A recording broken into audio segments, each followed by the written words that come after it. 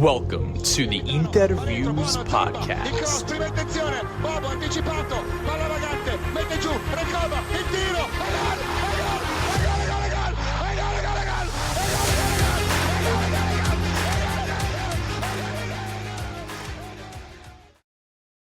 Welcome, Interisti, to episode 162 of the InterViews podcast, the official podcast of SempreInter.com. We are here for the post-match reaction of a tough game in Sardinia. 2-0 to the visitors against Cagliari.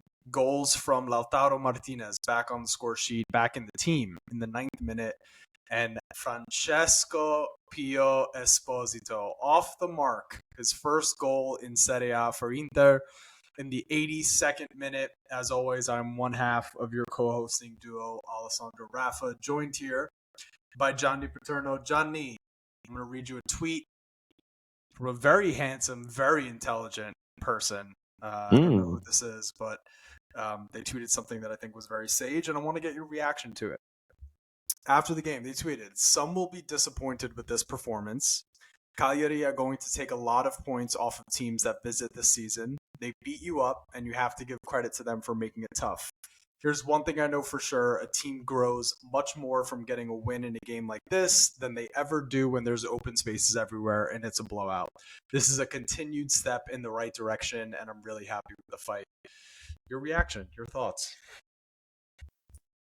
I mean, I think it's really well said. Who did tweet that? Now I want to know who this sage, wise person was. Was that you? Did you tweet that yourself? Oh God, bro. You know what? That comment sucks. I don't even like it. Oh gosh, yeah, you got me. Well played. Well played. No, but I would agree. You know, I mean, if you look at the way Cagliari played Napoli this season, and you know, you can make a case that Cagliari probably deserved at least a point from that match. At least. The way that we were able to, you know, handle Cagliari this matchup, even away. Not that, I mean, I know we haven't struggled there in the past, but they're not an easy team to go up against, and to do it in a manner where really, if you think about it, aside from hitting the post, that was really the only threatening attack they had.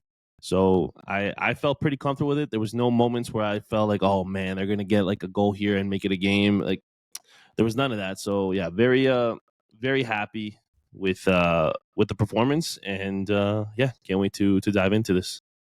These are tougher games, arguably, than when the big six, the big seven come up against each other.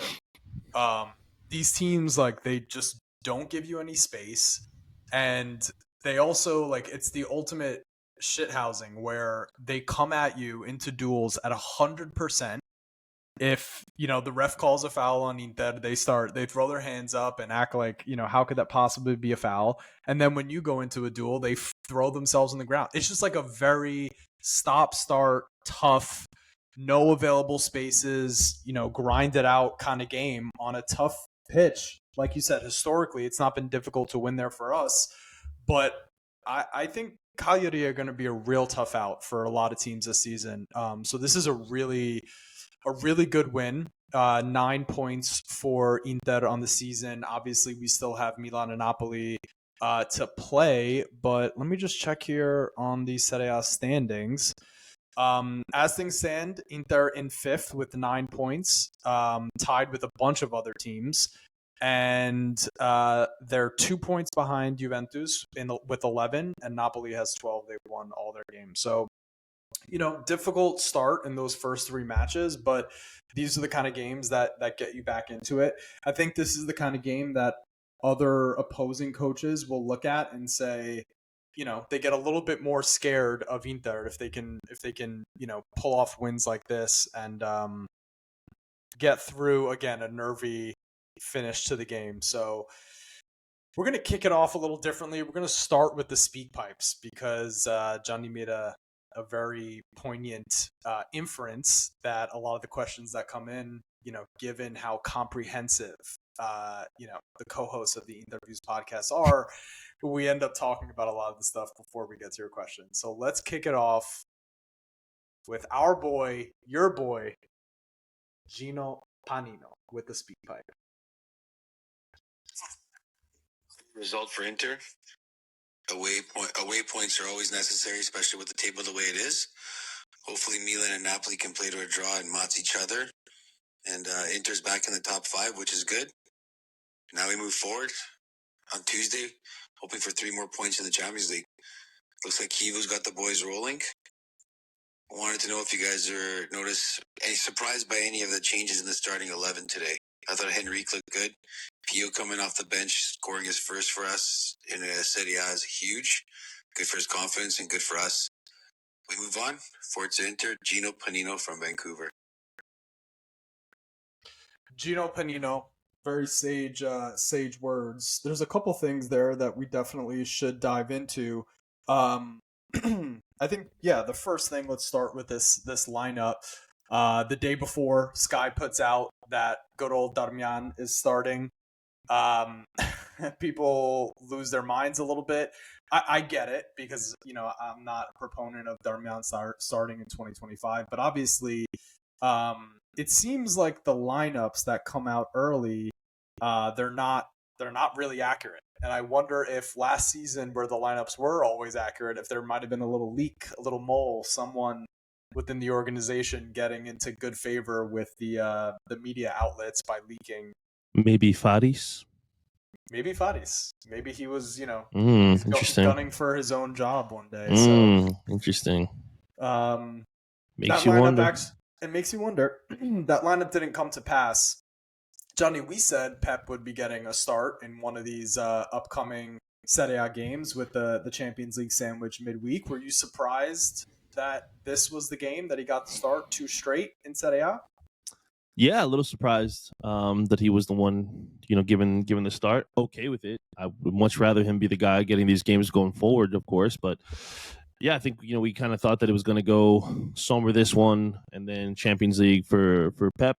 Maybe it's going to be the other way around. Maybe Sommer is going to be our UCL keeper, and Pep's going to be the guy leading the line in the Serie A, which isn't ideal. I think you still want your number one to feel like he is the number one, not to feel like he's in a 1A 1B situation.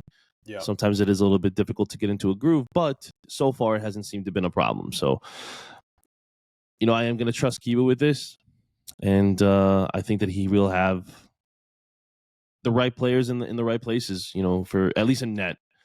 And I'm happy. I'm happy with the performance. I thought that he didn't have much to do, but I thought comfortable with him back there as well. So yeah, I think him not having much to do, their biggest chance was Foloruncho off the post.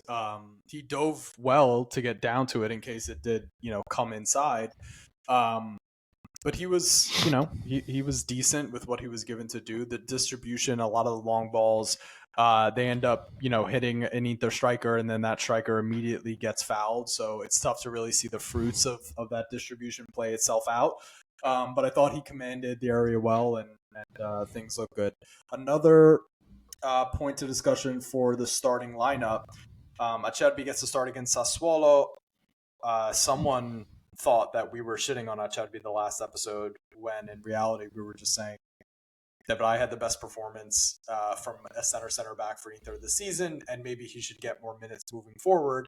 That manifested itself in today's game. Devray gets to start.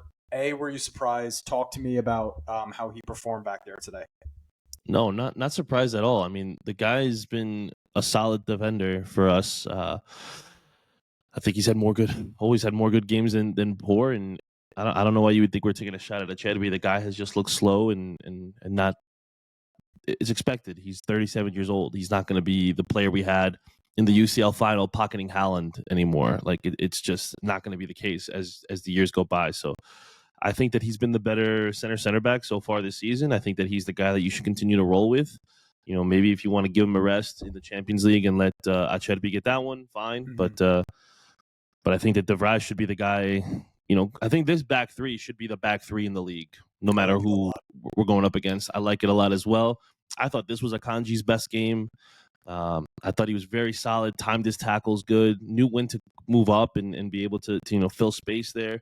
He had a pass that he played to Thuram that was just out of reach in the first half that I thought could have been a good opportunity on goal had it been just a little a little less strong on that pass, but And other in than the second half, he also yeah, in set the to second that half as amount. well. Yep. Yeah, so and it's funny, like people were upset they didn't think that he was going to be as good as Pavard was, and we both said that his range of passing would be better than Pavard, and so far you're seeing that. So yeah, excited with that back three for sure, and I hope that it, like I said, it's the one that we continue to move forward with, at least in the league. I think defensively, it's the best one.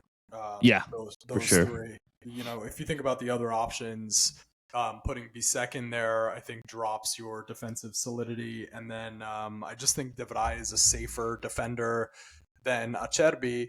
De Vrij played a few balls forward today too that came off. So this would be my shut it down backline without question. Luis Enrique gets the start at right wing back. I had said that he's a rhythm player, needs his touches to get into it. Same with Zielinski and potentially Sucic as well. Definitely looked like that early on, like that foul, that throw in that I threw it, but the ball stayed right in the air. That was interesting. Maybe a little early game jitters, but how did you think he did in his first start for Inter? Gave Dumfries a good rest here heading into Champions League midweek. Yeah, I thought he did pretty good. I think you're right. Like he does need to be able to get into a rhythm and to feel comfortable out there. I wish he had more adventurous runs going forward. I feel like that's such a strength.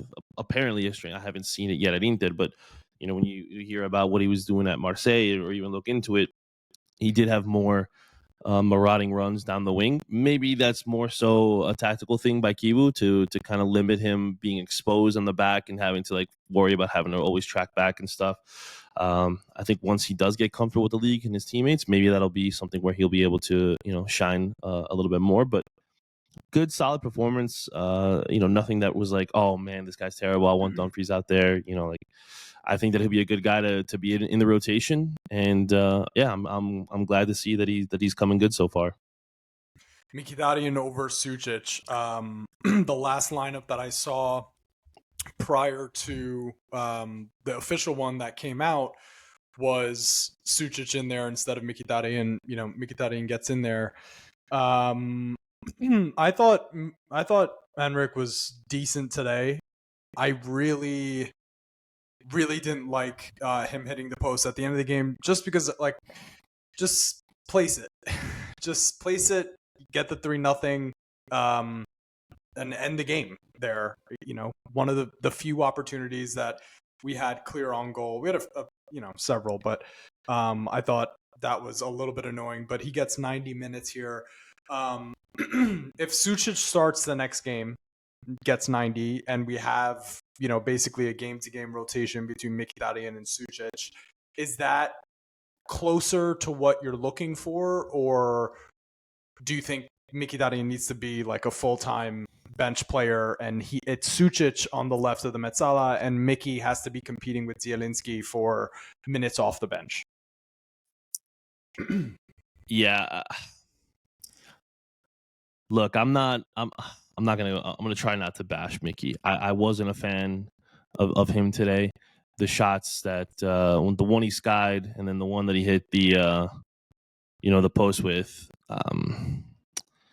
just wasn't thrilled with it. I thought there was a lot of times where he just looked slow out there. Now I see that he did a good job winning ground duels and although I didn't really notice them, but maybe that's because I am a little jaded by him, so maybe I highlight more the negative than I do the good. But I will say it was disappointing that that shot that could have made it 3-0. I don't know if you saw the report, but he ended up killing a man. No. With how wide that shot went and how bad it was. That's bad. Yeah, that poor kid now is, he lost his no during this match. But all kidding aside, like it was like tough to watch in that. Like, yes, he should have placed it. Like, and I feel like that if he would have scored there, I would have been like, all right, you know what? I'll shut up. I won't even say anything, but he went for power. which sometimes it does call for that. Sometimes, if you want to beat the goalie near post, you do have to go power over placement there. But I thought he had the space to bring it back on his right foot, go wide, and curl it on the far I post. thought Caprile was falling to his left. Like, he could have just dinked it around. He probably could have. He could have. But what I was saying is I understand the thought process with wanting to go for power near post as opposed to placement. But yeah, I still would rather see Sucic. Obviously, I'm a big fan of his. I want to see him get more minutes. I want to see him, when he comes on, he provides assists.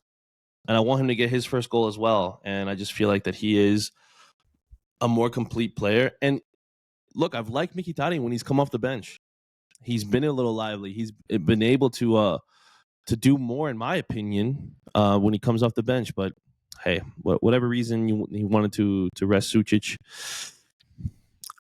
yeah, I want him. I feel like he's going to be more important for us going forward than Mkhitaryan is, and I feel like you need to ride your horses when you have them available to you. At home against Slavia next up, I'm expecting Sucic to get the start. What do you think? I feel like that's a game where you do a full rotation in your midfield.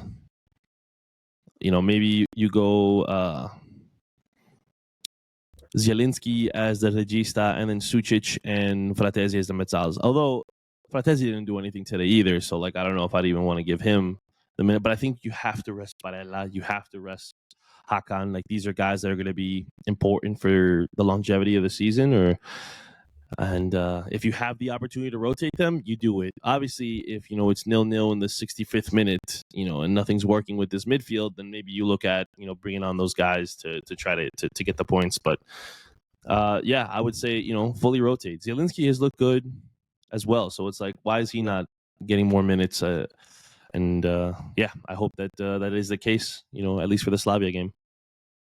Lautaro comes back into the team off of the back injury, gets things rolling for us in the 9th minute. Bastoni cross, he has it into the back of the net. He was grabbing at his back several times throughout the game. He was getting fouled a lot. I don't think he really had much space to show his usual quality, but Lautaro, at the end of the match, he's sprinting full speed. He's the only one. I was going to say that. Yeah, bringing the lineup, when Caprile has the ball at his feet. So I've got nothing but respect for the fight that he's showing, nursing an injury. If he is really nursing that injury, then, I don't know that 89 minutes was a great idea to give him. But what'd you think of Toro today? No, I think this is the best performance he's put in all season. I mean, I feel like I've said that a few times between him and Akanji now, but this is yeah, he looked complete. He looked to be active, not just in the attacking phase, but also in the build-up. I thought that his movement off the ball was great. He, like you said, quick. That was the fastest I've seen him sprint in I don't know how long, to be quite honest. Maybe since the final against Man City, to be honest.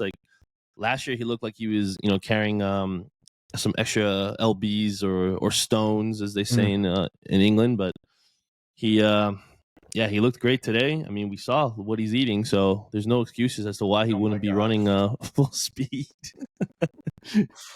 But yeah, I was thrilled with the performance, and for when we were worrying about having both our strikers performing at the same time, it was nice to see that they were both clicking. Although Thuram may have looked, a little selfish today, but sometimes that doesn't bother me either. I want my forwards to be selfish and have that killer instinct. And I thought that he was still trying to ping it around, when they were playing tight in little triangles there, when it would be, maybe Hakan, Thuram, Martinez, and they were just pinging it off one another and trying to find half.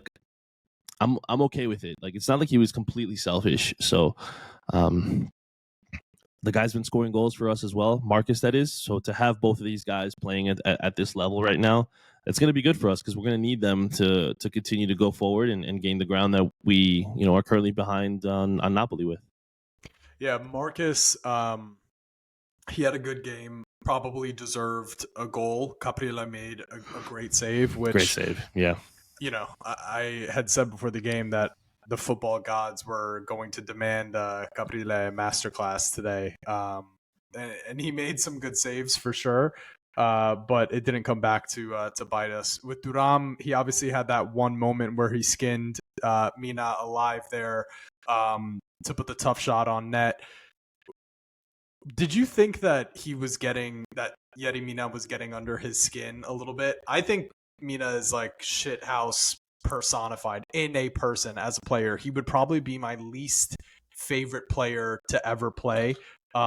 He's just like a dork. He just nips at your heels and then throws himself on the ground, looks for contact. So did you think he was getting in Marcus's head a little bit? I think he was. I mean, if you look at the first half where that pass that Akanji played that just got a little long on him, Yedemina comes in and just throws a forearm right in his back. I think that from that moment on, it was kind of like, all right, I want to cook you. Like, I don't think that it was like getting, I think that and maybe that's why he was a little selfish today, right? It's that he's like, I want to skin Mina and then dance on his grave when I'm done. But listen, it didn't really matter in the end, obviously, but if you want to talk about guy, like, I don't know, like he's up there, but Gianluca Mancini to me is like the guy. Like I would not blame any player on our team if they threw a punch at him the next time we play Roma. Like, I would not be upset. Take the red card, fine. Like, he deserves to get smacked in the mouth. But Mina is right there as well. And now that Theo's gone, that's one less annoyance out there. But these guys, like, that was probably like three of the worst in my opinion. Gotti's bad, yeah, but I don't know. I don't think he's at that level yet. He's had moments against other teams, not necessarily us. Yeah, I think he's more so scared. I think it's because he scored the own goal that he feels like he can't say anything right now. But yeah, Mina, I think that was like Thuram's point today, was to try to like just stick it to him any way he could, and unfortunately he wasn't able to get on the score sheet, but it's okay. We got another match against them, So with Marcus, 90 against Juventus, 87 against Ajax, basically 90, and then 64-minute performances against Sassuolo and Cagliari. I thought when Bonni came in, Bonni was another one picking up the ball at midfield and then driving towards the box. I would be okay with Thuram getting a little bit of rest here before we head into the Cremonese is they showed against Como. They're another tough out. They're kind of like Cagliari, and then you have Napoli and Roma in the league. Good opportunity to rest Thuram against Slavia. It's at home. Let Bonni get a full match worth of running at defenders and hopefully exposing them. Yeah, I think that'd be the way to go. I think that if you give him the full, or at least the full debut, like as a starter, you'll have an opportunity to obviously see what he's able to bring. We've seen the impact that he could have off the bench, but now let's see it from the start. And it would be nice to see how that partnership looks with Lautaro. He hasn't really had a lot of time with him. So it would be cool. Normally when he comes on, like Pio's on with him. Now we get to have all three for a little bit here. But yeah, it was it'll be important, I think. You want to have all four of your guys having confidence, having the trust of the manager to be able to step in when they're called upon. And if you're able to give him minutes now against cream cheese, that'll be a good way to go for sure. Speaking of the fourth member of this offensive department here, Francesco Pio Esposito comes in the 65th minute. I thought that was a really good move from Chivu there, because that situation of the game was calling for Cagliari was going to start, getting more aggressive, and we needed an outlet. We needed someone that we can ping the ball to, they can have it die at their foot and then get fouled, which is what he did. Palestra losing his mind after clearly hacking Pio down was pretty funny, but at the end of the game, 87th minute, DiMarco lashes the ball across the box and Pio puts it away. He's missed easier chances this year with the speed of the ball coming into the box, but he puts it away. Obviously, he loses his mind. Chivu also Really, really enjoyed it. I'll pull a Yep. video up here in a second. But talk to me about this cameo from Pio, who's looking better and better every single time. Yeah, I mean, I think it's funny. Like a lot of people are saying that he's overhyped, and they're trying to say that he is not. I love the celebration was great. Like that's gonna be a great gif to use like later on. Yeah. That's a meme. But yeah, it's I don't think he's being overhyped in Italy. I don't think that he's being, yes, they're talking about him in terms of the national team and hopefully like picking up the mantle of, what Vieri and Luca Toni were able to do as big strikers, tall, strong strikers. But he's been able to rise up to those moments when called upon. He's been able to make the most of it. Look at what he did in Serie B last year. Winning best player. That's not because like the media is like, oh, we just like him and we want him to be good. No, he performed, and he's performing well here as well. Like if you look but early on when he came on, there was a hold-up play that he had right outside the 18 where I believe he laid it off to Mickey, who played it to Fratesi. He could have had a basketball assist, or sorry, a hockey assist there with a secondary one. Fratesi just had a hard time, being able to come on to the ball there. Like it was kind of played quickly to him, but the way he was able to, I believe it was Mina who was on his back there and just out muscle him and then just like cast him aside like it was nothing and play the ball off.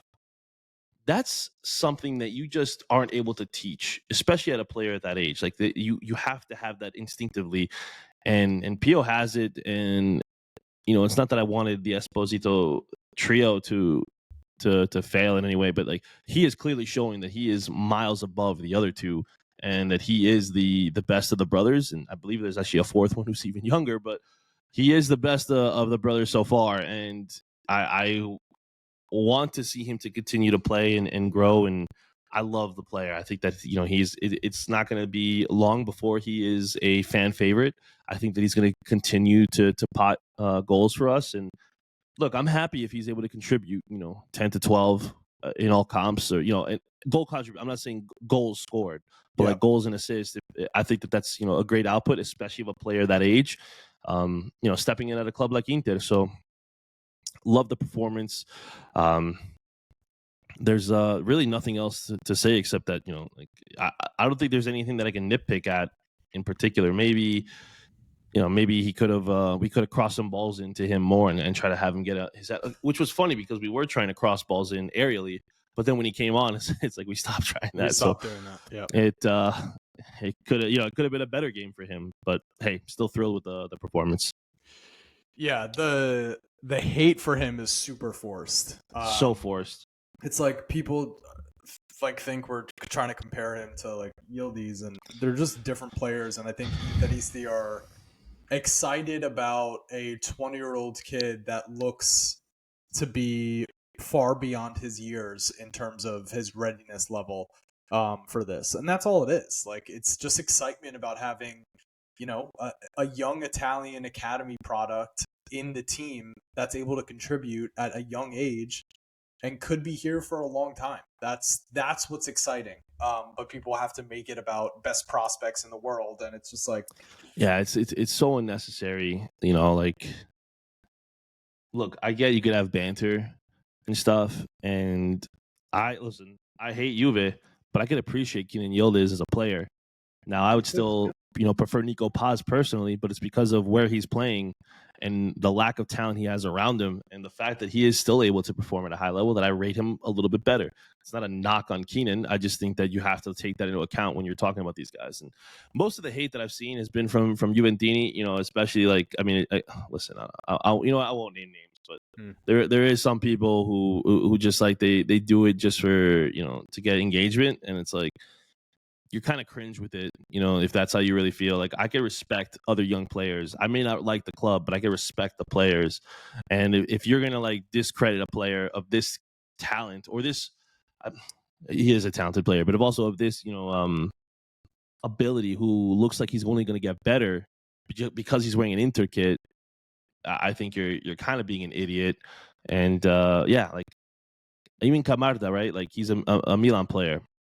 He's looked good for Lecce.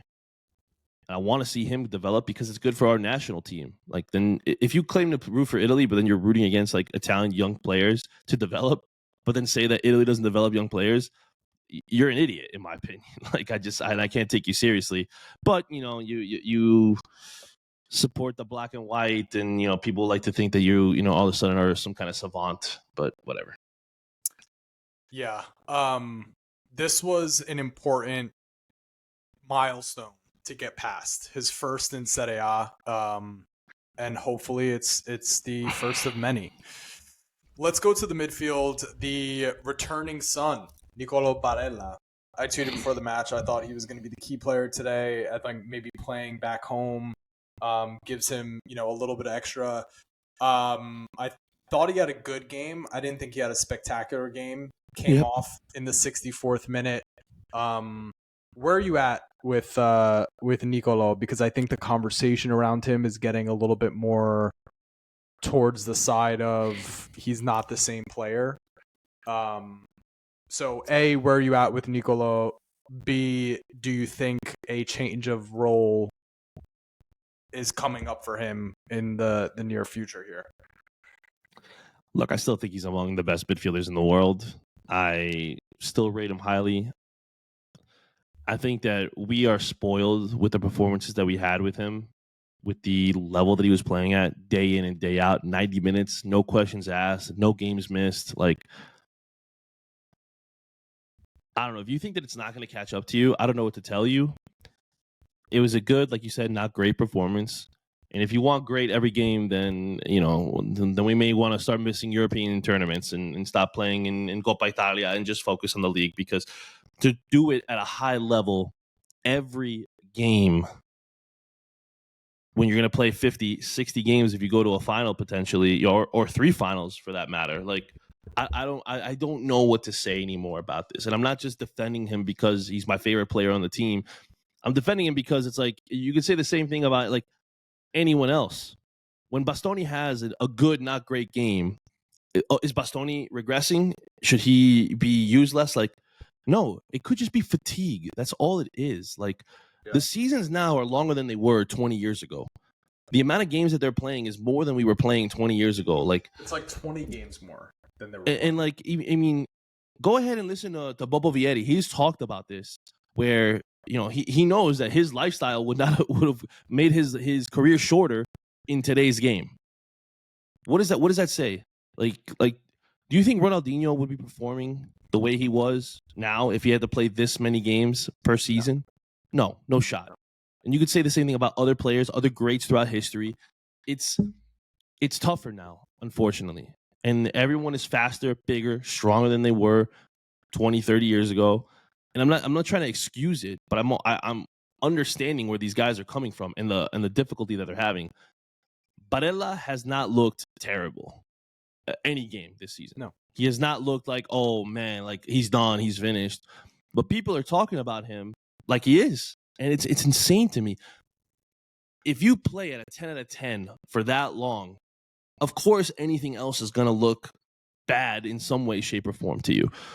And I think that it's just that we are spoiled. We have been spoiled. And it's unfortunate. Like, I mean, I think like we would be seeing, if Brozovic was still here, we would be seeing that right now.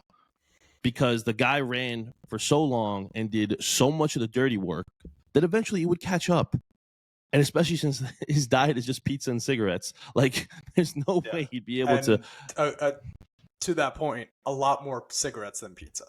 Yeah, exactly. So I think that we need to like really just take a deep breath, understand that this guy is among the elite. I would say top 3. I'd be okay with you saying top 5 midfielders in the world because of everything that he is able to do and the way he's able to perform. And look, if Lautaro doesn't get a piece of that cross that Di Marco sent in, and Nicolo, rips that bicycle in the bottom corner past Caprile, we'd be talking about, oh, he's the greatest player. Oh my gosh, look, like it's just it's just funny to me that this is how we react to him. Like I didn't see anything that I was like, oh man, like this is bad. Like I'm concerned, and I think we need to get with that. The only thing I see is that like the recurring thought that comes to my head is it would be really nice to get this guy off his feet for a game. Yes. And Yes. like Like we haven't been able to do that. So you're Chivu. You're the Mister. 2 home games coming up against opposition that, you know, I don't even want to say. we should be able to handle. Yes. We should be able to handle. You can only one of those games he will sit for the entirety of it. Slavia Prague. Without a question for me. Slavia Prague. Rest I him think in the it's got to Champions be League. yeah. I would like to see Sucic as the right Metzala, Zielinski as the left for this upcoming game. And you're starting Hakan? I'm starting Hakan again, yeah. Okay. I was still gonna say Fratesi as the right, Sucic on the left, Zielinski as the regista, but I'm fine with that too. I mean, yeah, either way, I think it's fine. But yeah, rest Barella. Give him 90 minutes off of his feet. Allow him to just like have like a full week. You know, because like even like when we were getting ready for the Juve game, coming out of the international, he played both games. It's not like he had time off on the national team as well. So I want him to be rested. We need him. I don't think people understand like how important of a player he is, not just for club but for country as well. And like we should want him playing at his best, and need him to be, you know, well rested to be able to have an impact on both clubs and country. If you rest him on Tuesday, then it will be 2 straight games of a full week's rest. Because then it'll go. He doesn't play Tuesday, so he plays next Saturday against Cremonese, so a full week's rest. And then the next game we have is the following Saturday against Roma. And I think that's how you do it. Like, he can get these minutes, but it's got to be 7 days rest, and that's how you sort of recuperate him a little bit. So I would go the exact same scenario that you just tossed up here. The other midfielder we haven't gotten to yet, Hakan Çalhanoğlu, hits the post. My takeaway from this game is that this was the best he looked shielding the defense so far this season. Agreed. He was winning those duels in the middle of the pitch. He was fouling. He was getting called for fouls because some of those he had clearly won the ball, but he was getting called for fouls. He completed the most passes in the match. 3 shots, hit the woodwork once. Let me get the duel information real quick. 4 out of 8 ground duels won, so some of those are fouls that shouldn't have been fouls. 12 recoveries. I mean, this was defensively his best game by far. Yeah, without a question, defensively, this was his best game. I was a little frustrated in the first half. I thought he looked a little lazy with his tracking and his decision making, but he did get much better throughout the game, and I was very happy with the performance overall. I just want him to like not have that like slow start and not feel like he could just coast so much early on. I think, you know, but hey, maybe he was just like trying to ease into it. I don't know. Regardless, great performance. Like you said, this was the best he has looked defensively. I wish this would have been the case against Juve, because I think we would have come away with 3 points against them. But it is what it is. We pick it up and we move on. And, you know, although I'm still undecided how I feel about having kept him, especially if some of those offers were real from Turkey. But, you know, as long as we have him, I'm going to want him to perform. He has been performing. And it's a shame he didn't get on the score sheet himself, because that was a greatly timed shot. And, like, look, another thing, Barella laid it off for him. I thought Barella was going to come on and rip it, and he did the right play, laid it off for Hakan. And he could, if he had an assist, would we have been still saying the same thing about Barella too? Probably not. So let's be happy that we have these guys in our squad and are able to lean on them for big minutes, and that they're still able to perform at a high level for us. It's truly a fortunate thing, and Hakan especially this year is going to be crucial, considering we don't have a legitimate backup as a regista there. So keeping him healthy, keeping him, you know, in shape and in form is going to be huge for us going forward. Let's talk about the 3 lefties. Bastoni with an assist, Di Marco with an assist, Carlos Augusto with a yellow card. Who do you want to start with first? I mean, there's really not much to say about Carlos Augusto. Like, he didn't really Yeah. touch the ball much, so it's not like we can, Yep. say anything. I was okay with him starting. I'm Any not. comments about him getting pulled at half with the yellow, or is that something to worry about? No, I just think that, and again, I don't know what Chivu is thinking. I'm just guessing, but I think that maybe he thought, hey, like, this game's not done and dusted yet. I would rather bring in the guy right now who doesn't have a yellow, who can go forward and maybe provide, a spark of brilliance to be able to get us on the score sheet. And I mean, look how it played out, right? Like, so Yeah. I'm not going to read too much into it. I don't think it's anything more than just, hey, yeah, you're on a yellow, but we also weren't getting much from you offensively on the left side, and I want to be able to utilize both sides to be able to, to be a threat against Cagliari. So that's all I'm thinking it is. Part of the calculus also has to be the way that Cagliari was playing was like very easily one of us could have gotten a double yellow. Someone could have gotten a double yellow. Like they were, if they got fouled, they were throwing themselves, and then they would really, really foul you. So I think that was part of the equation. Let's just go to DiMarco real quick. A game-saving potential block, and then the assist. Coming into the season, I think myself included, I was saying, let's get Carlos more starts, which he's been getting so far this season. It's led to kind of a rejuvenated DiMarco, which is a really dangerous proposition for other teams because not only does he no longer look completely gassed, but he's making the most of his, what do you call it? Chance creation. Or we're making the most of his chance creating. He's creating good opportunities. And then defensively, after getting within 5 minutes of him being on the pitch, Palestra made him look like a fool. After that, he locked Palestra down. He did. He showed him the outside and he said, take it. But, that's all you're getting. And I would say, like, that's the best he's looked defensively in quite some time as well. Normally things that I would complain about specifically with him is the way that he would back off attackers, give them acres of space. And he definitely played Palestra much closer. There was a time where I believe, Adopo was also coming in and he played him tight, got him to turn back around and kind of play it back.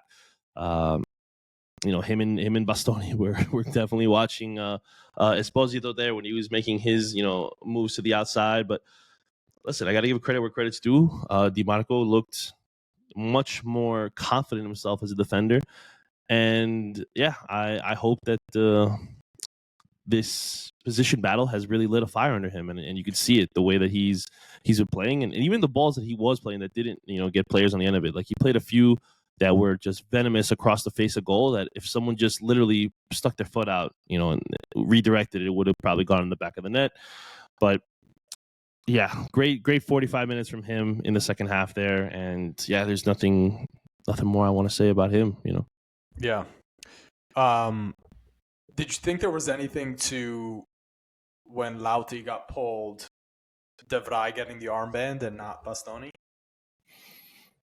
I think it was just seniority, like age more so than anything else. To that, I'm not nothing there.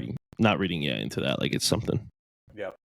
Basto was good today. I think he did everything that he could. Again, the way that Cagliari played, there wasn't that much space for him to do much with it. But as far as left center backs go in the world, he's still the most offensive. He's still the one that's contributing more than anybody else. So happy with him. Good for him to get 90 after sitting against the Sassuolo. So the rotation is slowly getting into effect with all these different positions.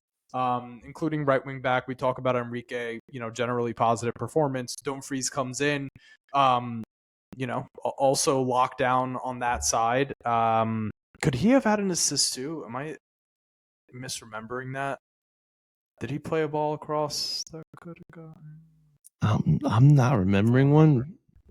I don't remember. Maybe he did. Yeah, I don't, but I don't remember. But good for him to get some time down. Fratesi comes in, and it's more of the same for him. I don't even mean that like in a negative. It's, he's going to get his opportunities. He was 6 of 7 for passing. So, 86%, pretty good. Had a couple defensive contributions actually, deep in our own half. So, happy with that. And, I don't really know that we're going to have a story on Fratesi until we can see him from the jump. Because in some of these games, it's tough for him to have an impact. Yeah, no, agreed. Especially when you're going up against a club like a Cagliari, it's going to be hard to really like stamp yourself in this matchup. I feel like you would have to have started it to kind of have made some type of impact, especially going forward against them. And yeah, look, like you said, you kind of know what you're going to get. And we got it, and I'm happy with that. Like it's amazing the 180 that he's been able to perform in his career, especially at Inter. I was a little worried for sure that he was not going to be able to do much and leave a legacy, but he has been great the last couple of years, and I'm very happy with Denzalone. Let's turn to our coach, because the majority of these listener comments are about our guy Chivu. So let me read them out, and then you tell me what you think. Samuel O'Rourke: we've had a higher XG against all the teams this season except versus Ajax, which is pretty crazy because of that Mika Goetz chance. I think Chivu has done very well. Our losses were unlucky, in my opinion. Magnus Kaufman. That's not about Chivu. Intertwined, best win of the season for me so far. Well managed by Chivu from start to finish. Everyone played hard and did their jobs really well. Yes, that Andre Chivu slowly shaping the team to his ideas. Players seem to have more hunger. I'm really liking what Chivu has done so far. I don't want to get too hyped, but I've loved the rotation. I have no problem with, a kid like Juf not getting minutes yet. Like, let him work into the team. I like the way that the team's fighting. I like the way that they're playing. Like I said, I thought that we've been the better team in every single game this season. I even like some of the calls. I really like some of the calls that he makes as far as his substitutions to change the games.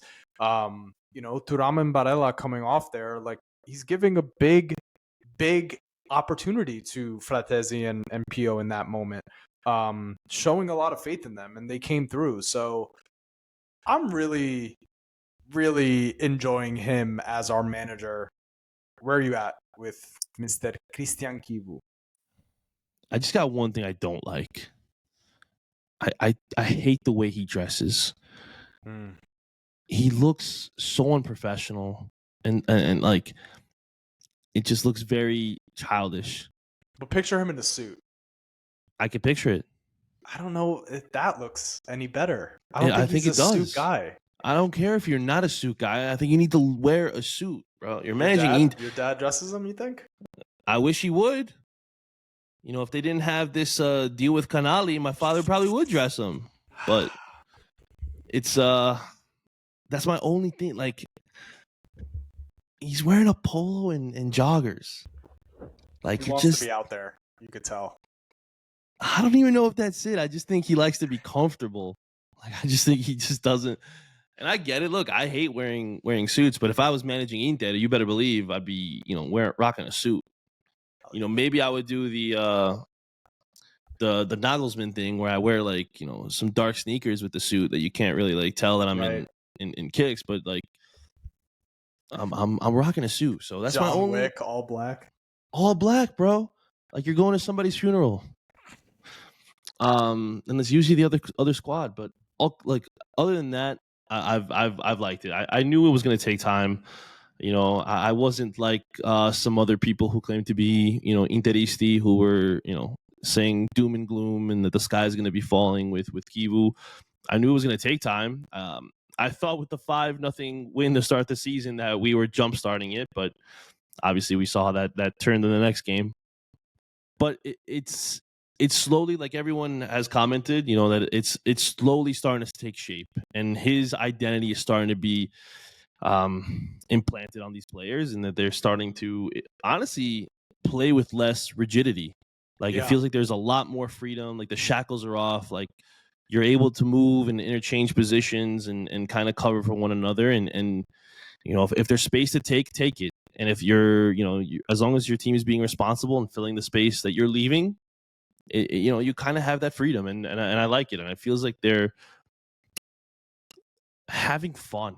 I know it's a silly thing to say, but like, this is a game at the end of the day. Like, yes, like our listeners, the fans, like, we live and die with this team. Like, this means a lot to us because it's what our families were watching and growing up, and what they instilled in us, and kind of like the love for it. And at the end of the day, it's just a game, though. And if you're not having fun out there and you're literally treating it like just a job, you're not going to be able to perform, because eventually, like, work becomes redundant and you just don't have the love for it. So to see them playing at this way, and just the camaraderie that you see amongst the team, all these guys support one another. The new guys who come in, they look to be welcomed with open arms, whether it is, Sucic, Enrique, Boni, Esposito, like all of them. Like, and even like if you saw at the end, they were all going up to Seba, giving him a big hug, like, sharing some jokes, and like, so they all care. They all genuinely care, and like, it's great to see. And yeah, I love what he's doing. I hope that we continue to go in this upward trajectory, and he continue to instill his ideas throughout the squad, and that we're able to keep rattling off wins, because that's all we want at the end of the day. So yeah, and then it also, like, the gung-ho, get the ball forward, play this like crazy high line, it is, in hindsight, it is a bit naive, right? And he has made the adjustments as these games have gone on. And I think Inter has also managed moments in the games really well. Like, they're picking their spots to go with the super aggressive high line. They're picking their spots to sit in the low block. They're just showing a bit more maturity, and you have to give credit to Chivu there. Last thing, just to wrap up this discussion here. Midweek, a video comes out of training at Appiano Gentile, and somebody had said from the crowd, had said to Lautaro, like, oh, good goal in training, now do it on Sunday. And Chivu lashed out at him. Like, he basically said, like, these guys are working, we're working to get better, don't say shit like, let's see it on Sunday, or you can go take a walk down to Milanello. And the fans that were watching training were clapping, and he showed some, like, don't talk shit to my guys, we're working right now. And I loved it. Some people thought it was too much, and like, oh, that he's losing it, whatever. I didn't see it like that at all. same. Someone shouted that Lauti can obviously hear, oh, do it on Sunday. And maybe he's got it in the back of his mind, like, he really needs to get on the score sheet. And I like my coach telling that guy to go take a fucking walk. I really do. What did you think of that viral Chivu exchange? Yeah, I'm glad you brought it up, because I did forget about it. But I agree with you 100%. I want my manager backing his players and being in their corner. Look, I'm not going to take a shot here at Inzaghi, but I feel like he wouldn't have done the same thing. I think that he would have just kept going with practice, like, hey, don't say anything. Like, no. It shows that you have your players' backs. I'm sure it means something to the player. I'm sure Lauti loved it. He may not have said anything or voiced anything about it, but I'm sure when they talk privately, like, hey, I'm always gonna have your back, whatever it is, and that's what you want to see. Like, you want to see that your coach is in your corner. You want to see that he will speak up, that he won't just allow the media or the people or whoever to say what they want and think that it's okay. That that you could just walk all over us. And I don't think anybody would really want that, even as us as fans. I think I would say maybe 85% of the people there probably loved that he did that, and the other ones were probably oh, he shouldn't be doing that, whatever. There are people who think that they can just say whatever they want to professionals that are working at their job. Yeah, I mean, like animals in cages that they look at these players. exactly. Like, I mean, listen, I'm not going to sit here and pretend like I haven't said and yelled things at players that I didn't like, or, teams I didn't like. But, at the end of the day, like, if somebody, snapped back at me, or, I would be like, all right, yeah, fair play. Like, like it was deserved. That we should be kept in check is what I'm trying to say. So otherwise, at what point does it happen? Like, are they allowed to just start throwing stuff at the players during training when they don't like what they're doing or whatever? So it's good that he did that. I'm glad that he like kind of just nipped it in the butt real quick, and we're able to move on. And I really specifically liked the words that he used. Like he said, we're professionals that are here working, and we're working to try to get better. He said, migliorare, like we're working to get better. And that's just like a great message for any of the players who were on the training pitch, to hear him like voice that out loud to the fans, where it's like, this is my job. Like I'm working to be the best that I could be, and for this team to be the best that it could be. Yeah, I'm full on behind Chivu, and I don't remember feeling like this badly of wanting to see someone succeed at Inter, and I really want it for him. Capello's come out and said, he's got what it takes. Spalletti came out and said he's got what it takes. Materazzi, former players, they're all saying like he's got what it takes, and I want it so bad for him. I really do. Not same. All right, Johnny. I don't have much more on this. Played Saturday, so that would mean our Champions League game is Tuesday. You got anything else you want to cover before we dip on out of here? No. I think that pretty much summed it all up. I'm glad we got to cover that specifically, the interaction between Chivu and the fan, and yeah, that's pretty much it. Closing in on getting back to where we need to be after a rough start to the season. Inter beats Cagliari 2-0. 2 straight in the league, 3 straight on the bounce. Let's bring it into San Siro on Tuesday against Slavia Prague in the Champions League. In the words of the great Roberto Scarpini, Forza ragazzi, forza ragazzi, forza ragazzi.